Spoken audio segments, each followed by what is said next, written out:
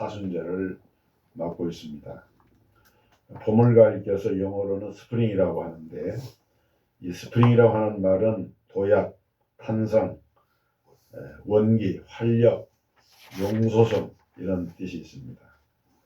제가 신학교 강의하는데 어떤 학생 이름이 용솟음이더라고요. 용신데 소슴이라고 해서 내가 물어봤어요. 사슴도 아니고 이게 소슴이냐.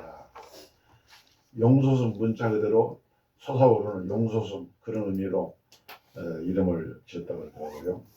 스프링, 마치 언 땅에서 생명이 이렇게 피어올라가지고 솟아오르는 것처럼 봄은 우리에게 활력과 원기를 회복시켜주는 그러한 계절입니다. 봄 하면은 인동초가 저는 생각이 나는데요. 인동초는 겨울의 모진 추위와 고난을 이겨내고 거기서 싹을 틔우고 꽃을 피우고 또 열매를 맺는 대자연의 위대한 생명력을 표상하는 그런 식물이 아닌가 생각을 합니다. 그런 의미에서 봄은 고난을 이기는 계절이다. 우리 인생도 마찬가지가 아닌가 생각합니다. 우리 그리스도인들은 모두가 다 고난을 극복하고 고난을 이겨낸 사람들인 것입니다. 고난 중에 있는 우리는 하나님의 말씀을 묵상합니다. 로마서 8장 17절에 자녀이면 또한 후사, 곧 하나님의 후사요 그리스도와 함께한 후사니 우리가 그와 함께 영광을 받기 위하여 고난도 함께 받아야 될 것이니라. 아멘. 생각한데 현재의 고난은 장차 우리에게 나타날 영광과 좋게 비교할 수 없도다 그랬습니다. 우리가 목회자로서 주의 종으로서 또는 그리스도인으로서 이 땅을 살아갈 때에 우리는 수없이 많은 삶의 고난의 현장에 부딪힙니다. 그것은 건강을 통해서 올 수도 있고 경제적인 고통이 될 수도 있고 또는 인간관계에서 오는 그런 갈등의 이런 고통일 수도 있고 또 사회적인 환경에서 오는 것도 있는데 무엇보다도 우리 인생은 영적으로 볼 때 하나님과의 관계를 우리가 바르게 하고 나아가고자 할 때 거기에 부응하지 못하는 내적 자아에 대한 자신에 대한 그런 갈등이 있어요. 이런 것들을 우리가 극복을 해야 되겠는데 그럴 때마다 우리는 이 하나님의 말씀을 묵상해야 됩니다. 섬나라 이 뉴질랜드에는 날지를 못하는 새가 있다 그래요. 그런 새가 한 5종류가 된다고 합니다. 왜냐하면 그 섬에는 새를 해치는 다른 동물들이, 다시 말하면 천적이 없기 때문이라는 것이죠. 심지어는 뱀들도 독이 없는 뱀들이 있다고 그래요. 그래서 새들은 굳이 공중으로 날아오를 필요가 없게 되고 그저 나뭇가지나 땅에서 지내다 보니까 날개는 있는데 날아오를 필요가 없는 거예요. 위험이 없으니까. 그래서 자연히 이런 날개 기능이 쇠퇴해가지고 새가 날지 못하는 새가 되었다 하는 거죠. 안일은 삶을 무기력하게 하지만 시련은 새로 하여금 날아오르도록 합니다. 이렇듯 인생의 시련은 우리의 삶을 높이 끌어올리는 필수적인 요소가 됩니다. 오늘 우리 그리스도인들도 세상을 살아가는 동안에 많은 고난을 당하게 됩니다. 베드로전서 5장 9절에 너희는 믿음을 굳게 하여 저를 대적하라. 이런 세상에 있는 너희 형제들도 동일한 고난을 당하는 줄 알민이라고 했어요. 믿음을 굳게 해서 악한 마귀를 대적하라. 왜? 우는 사자처럼 악한 마귀가 삼킬 자를 찾아서 계속해서 공격을 해오고 있기 때문인 것입니다. 세상에 있는 너희 형제들도 동일한 고난을 당하는 줄 알미라고 했어요. 이런 고난의 메시아를 기리는 것이 사순절입니다. 히브리서 5장 8절 9절에 그가 아들이시라도 받으신 고난으로 순종함을 배워서 온전하게 되었은즉 자기를 순종하는 모든 자에게 영원한 구원의 근원이 되시고. 하나님의 아들도 고난을 받았어요. 근데 하나님의 아들인 예수 그리스도는 그 고난을 통해서 순종함을 배웠다 그랬습니다. 여러분, 예수님이 하나님의 아들이시고 하나님의 본체신데 무슨 배움이 필요합니까? 무슨 훈련이 필요합니까? 근데 성경 히브리 기자는 고난을 통해서 예수님이 순종함을 배웠다. 왜 그러실까요? 오늘 그리스도를 따르는 그 믿음의 자녀된 우리 후예들을 앞장서서 본을 보이시려고 하나님 아버지 앞에 예수님은 가장 낮은 자리에 처하셔서 그러한 고난에 순종하는 본을 보여주신 거예요. 여러분, 예수 그리스도는 하나님의 본체시다 그랬어요. 빌립보서 2장 6절에 그는 근본 하나님의 본체시나, 본체라고 하는 말은 하나님 본인이라는 말 아니겠습니까? 그러니까 예수님은 하나님이신 거예요. 그런 근본이 하나님의 본체시지만은 그러나 하나님과 동등됨을 취할 것으로 여기지를 아니하셨다. 그리고 자기를 비워서 종의 형체를 가지고 사람의 모양으로 나타나셨습니다.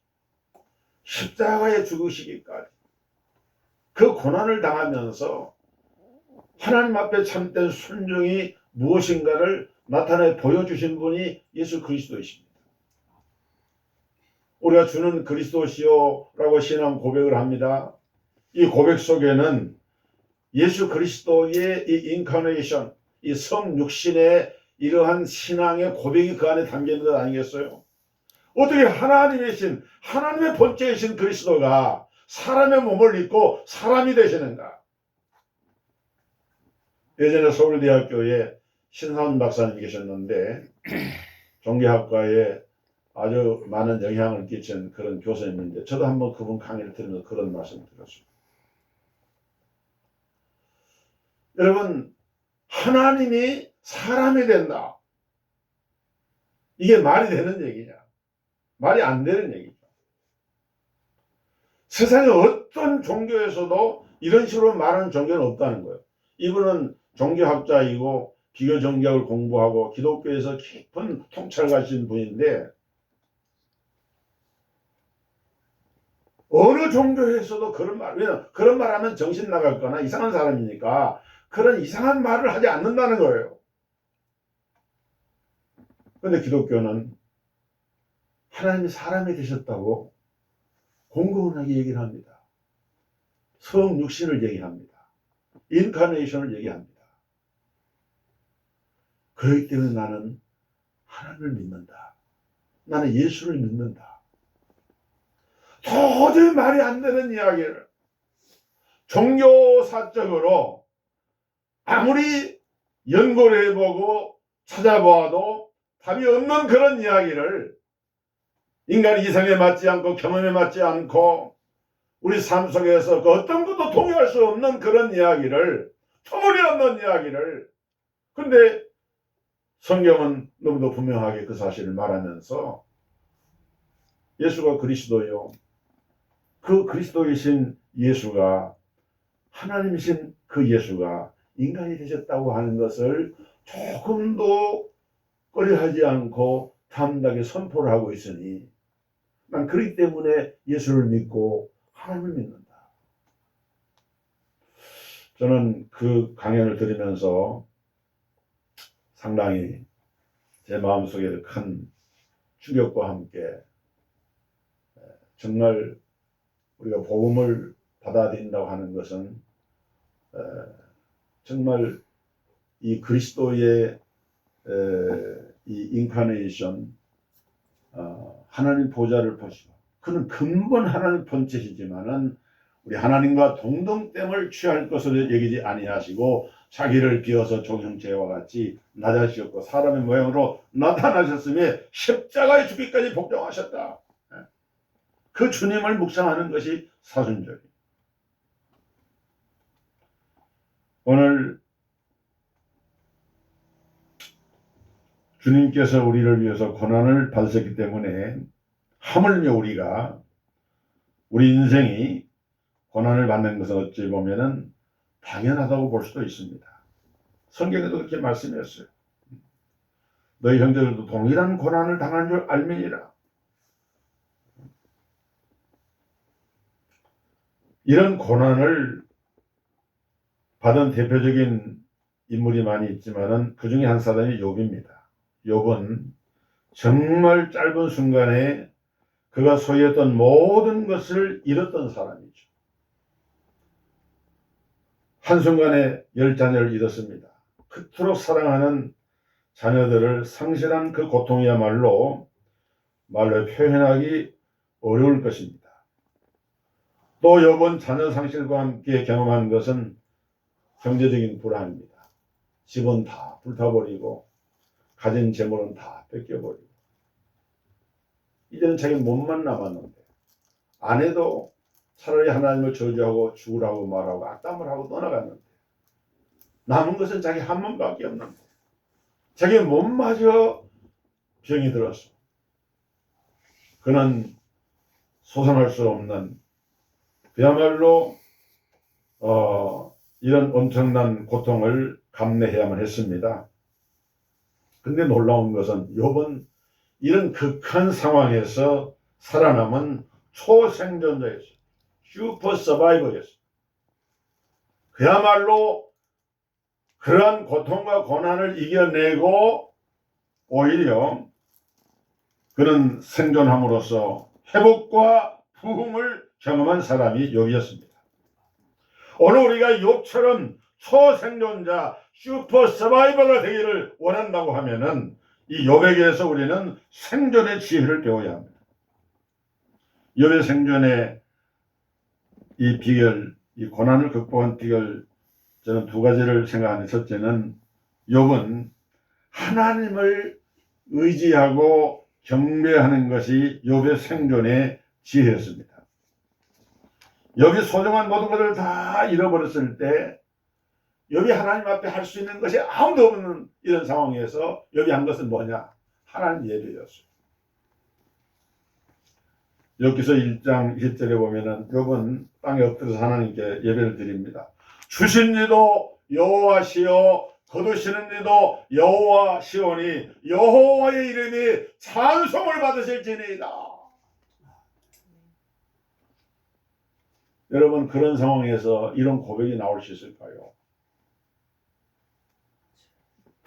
도저히 소생할 수 없는, 어떤 소망도 기대할 수 없는 그런 자리에서, 그럼에도 불구하고 욥은 자신의 믿고 섬기는 하나님께 대한 예배와 찬양을 드리면서 하나님께 찬양과 경배를 드렸습니다.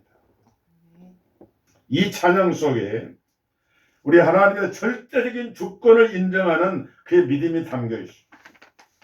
오늘 사람들은 평안하고 좋을 때 예수 믿고 교회 나가고 열심히 봉사도 하다가도 어떤 경우에는 좀 힘들고 어렵고 자기가 감당하기 힘든 이런 일이 발생하게 되면은 하나님 몰라라고 교회 등지는 사람이 부지기수로 많습니다.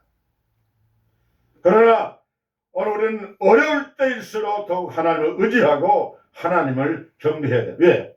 생존의 지혜와 능력은 하나님께로부터 나오는 것이 되기 때문에 인간의 극한적인 그러한 위기 속에서 우리가 의지하고 도움을 구할 수 있는 길 오직 한 번 그리스도밖에 없다. 하나님밖에 없다. 하나님을 찬양합니다. 하나님을 예배합니다. 하나님께 무릎을 꿇습니다. 하나님의 말씀을 청정합니다. 하나님을 향하여서 담대하게 나아가는 그 속에 회복의 비결이 있다. 고난을 극복하는 비결이 있다. 또 한 가지 고난을 극복하기 위해서 우리는 원점으로 돌아가는 것이 생존의 지혜임을 욥은 깨달았습니다. 욥은 삶의 원천이 되시는 하나님께 경배하면서 그의 삶의 원점으로 돌아갈 줄 알았어요. 무엇을 보면 알 수 있느냐? 보면 21절 상반대 이르되 내가 모태에서 알몸으로 나와 싸운 적 또한 알몸이 그리로 돌아가올지라. 욥은 극한의 고통 속에서 자기가 원래 인생의 출발이 어떤 것이었는가 원점을 회상을 합니다. 그래, 내가 세상에 태어날 때 알몸으로 태어났지. 이제 이만큼 누리고 살았는데 하나님이 원래 내게 없던 것을 많이 주셔가지고 잠깐 내가 청지기로 관리자로 위탁을 받아서 소유했던 것 뿐이고 다 하나님께서 다시 원점으로 돌아가게 하셨는데 그것만으로도 나는 감사하다. 우리는 이 욥의 고백 속에서 그의 지혜와 그의 겸손을 배울 수가 있습니다. 그는 모든 것을 상실했을 때 알몸으로 태어난 나를 생각하고 알몸으로 왔었기 때문에 다시 알몸이 되었지만 손에 냄새는 아무것도 없다. 다시 본전이다. 그런 고백이죠. 되게 사람들은 세상에서 뭔가를 잃어버렸을 때 깊은 상실감과 자기에게 원래부터 있던 것을 잃은 것이냐 그걸 가지고 애타하고 이렇게 하지만은 욥은 차원이 달랐던 거예요. 그 관점이 달랐던 겁니다. 원래 출발했던 자기의 그 원점에 자기 모습을 그리면서 그 가운데서 오늘의 나를 바라볼 때에 그 속에서 욥에게는 새로운 소망의 빛이 비춰진 거예요. 그의 고백은 진실이고 진리입니다. 오늘 우리는 알몸으로 왔고 알몸으로 돌아갑니다. 그리고 그 사이 얻은 모든 것은 다 하나님의 은혜인 것입니다. 오늘 이 욥의 고난과 회복의 은혜가 사랑하는 동역자들과 귀한 사역에 임하기를 주님의 이름으로 축원합니다.